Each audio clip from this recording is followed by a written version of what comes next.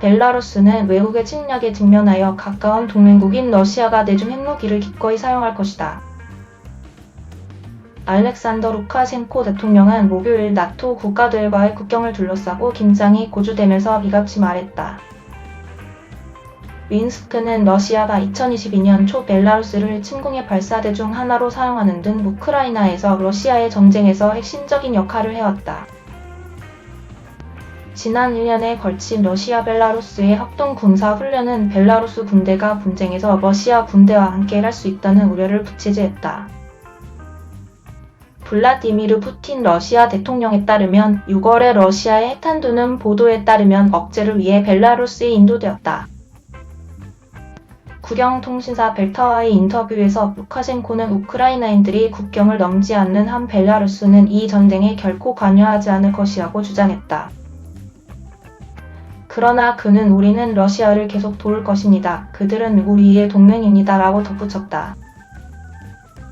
그는 또한 러시아가 특히 폴란드, 리투아니아 및 라트비아와 같은 인정 나토 국가들에 의해 도발하면 벨라루스는 우리가 가진 모든 것으로 즉시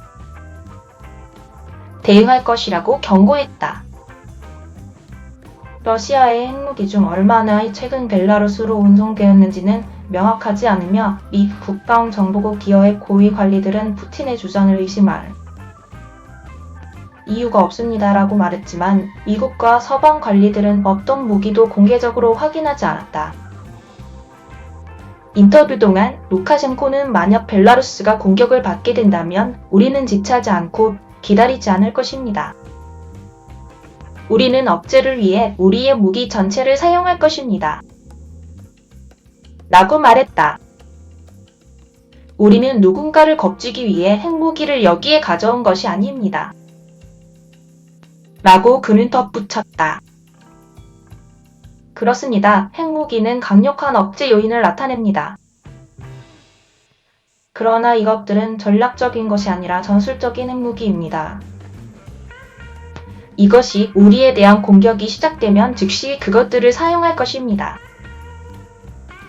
지난 7월 국가정보국 고위 관리들은 루카셴코가 러시아에 의해 완전히 통제될 무기고에 대한 통제권을 가질 것이라고 말했다.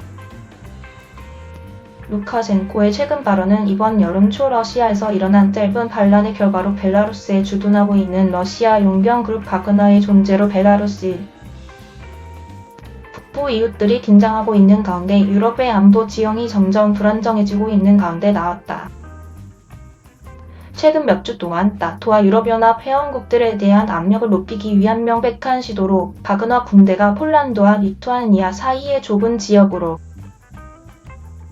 이동하고 있다는 보도가 있었다. 폴란드는 최근 바그너에 대한 우려를 이유로 약 1만 명의 군대를 벨라루스와의 국경으로 이동시킬 것이라고 발표했으며 러시아 용병 그룹을 위한 스파이 행위와 선전을 퍼뜨린 혐의로 기소된 2명의 러시아인을 구금했다. 리투아니아는 수요일 내무장관이 국가 안보에 대한 새로운 위협과 국경에서의 가능한 도발을 이유로 들면서 바그너 군대에 대한 우려로 인해 벨라루스와의 6개 국경 검문소 중 2곳의 운영을 일시적으로 중단할 것이라고 말했다. 이에 대해 벨라루스는 리투아니아가 건설적이지 않고 비우호적인 조치를 취했다며 바그너의 추론을 터무니없다고 비난했습니다.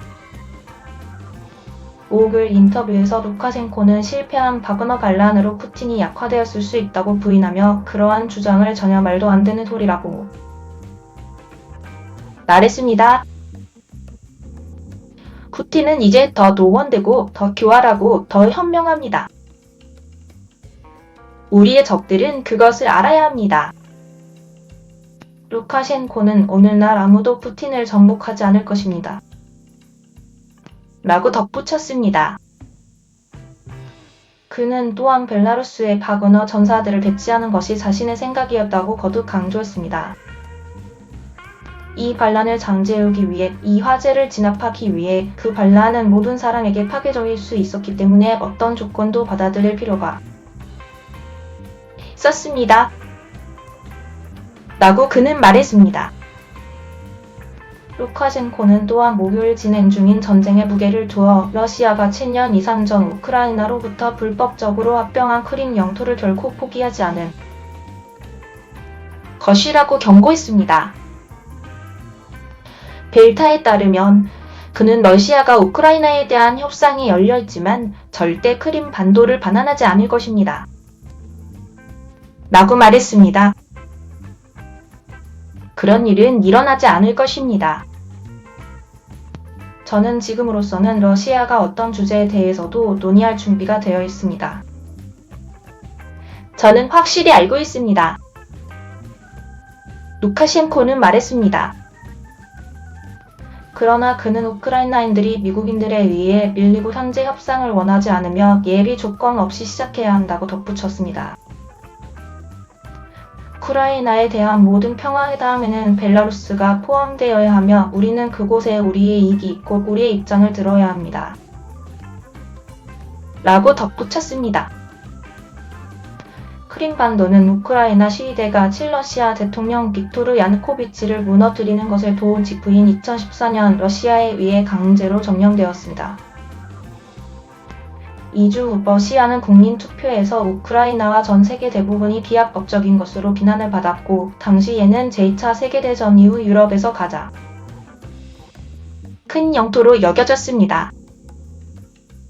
합병 이후 인권 관찰자들은 크림 타타르 공동체의 구성원들을 포함하여 우크라이나에 충성하는 것으로 여겨지는 사람들을 지역 당국과 러시아 보안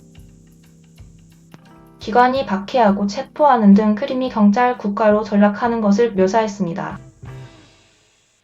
2020년 미국 국무부 보고서는 불법적이거나 자의적인 살인과 강제 실종을 포함하여 러시아 또는 러시아가 주도하는 당국에 의한 크림 반도의 인권 유린의 패턴을 묘사했습니다. 점령된 영토는 그 이후 반도와 러시아 본토를 연결하는 크림 다리와 러시아 군대의 중요한 공급 연결고리 및 우크라이나의 반격의 목표물로 우크라이나 전쟁의 핵심이 되었습니다. 1990년 주권을 선언하기 전까지 이전에 소련의 통제하에 있었던 벨라루스는 또한 독립 이후 루카셴코에 의해 효과적으로 운영되어 온 독재 국가입니다.